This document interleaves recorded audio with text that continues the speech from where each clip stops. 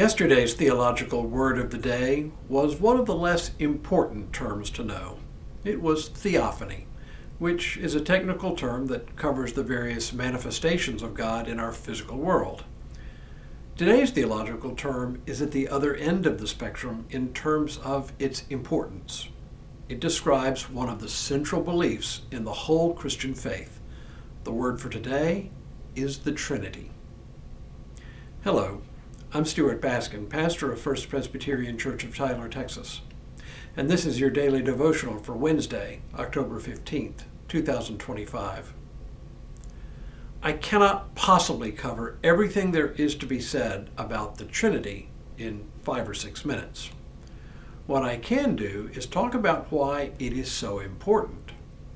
First things first, you may have noticed that the word Trinity never once appears in the Bible, not once, which raises an important question. How can something so central to Christian faith not be mentioned in the Bible? The answer is simple. The word does not appear in the Bible, but the idea itself comes directly from the Bible. And the most obvious passage in the Bible to start from is the very end of the Gospel of Matthew, the passage that we often call the Great Commission. It reads, "Now the 11 disciples went to Galilee, to the mountain to which Jesus had directed them. When they saw him, they worshipped him, but some doubted. And Jesus came and said to them, 'All authority in heaven and on earth has been given to me. Go therefore and make disciples of all nations, baptizing them in the name of the Father and of the Son and of the Holy Spirit, and teaching them to obey everything I have commanded you. And remember, I am with you always, to the end of the age.'" So clearly the idea of the Trinity is present in the Bible, even if the word Trinity does not appear. So that's the first thing to know about the Trinity. It is a faithful attempt to describe what is actually in the Bible. The second thing to know is that the doctrine of the Trinity is an attempt to hold two apparently contradictory ideas together. Once again, it's a paradox that we have here, a paradox we have to live with. On one side of the paradox is the foundational conviction that there is one and only one God, an idea that we inherit from our Jewish forebears. This conviction receives its fullest expression in the book of Deuteronomy, from a passage we quote a portion of Sunday in and Sunday out. "Hear, O Israel, the Lord our God, the Lord is one. And you shall love the Lord your God with all your heart, and with all your soul, and with all your might." Fantastic. We worship one God. But in the New Testament, we encounter a bit of a problem. We've come to believe that Jesus Christ is also God, as is the Holy Spirit.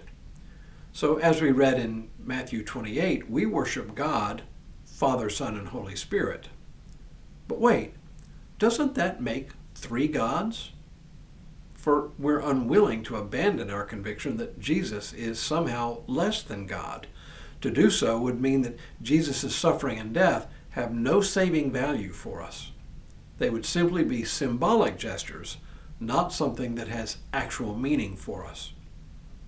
So the church from almost the very beginning struggled with how to reconcile the idea that we worship one God and that we've come to know God in 3 persons, Father, Son, and Holy Spirit.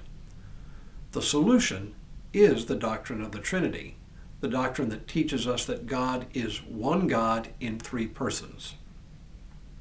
If you struggle to make logical sense of this paradoxical statement, all I can say is quit struggling. It doesn't work as a bit of logic. It's not some kind of trick mathematics.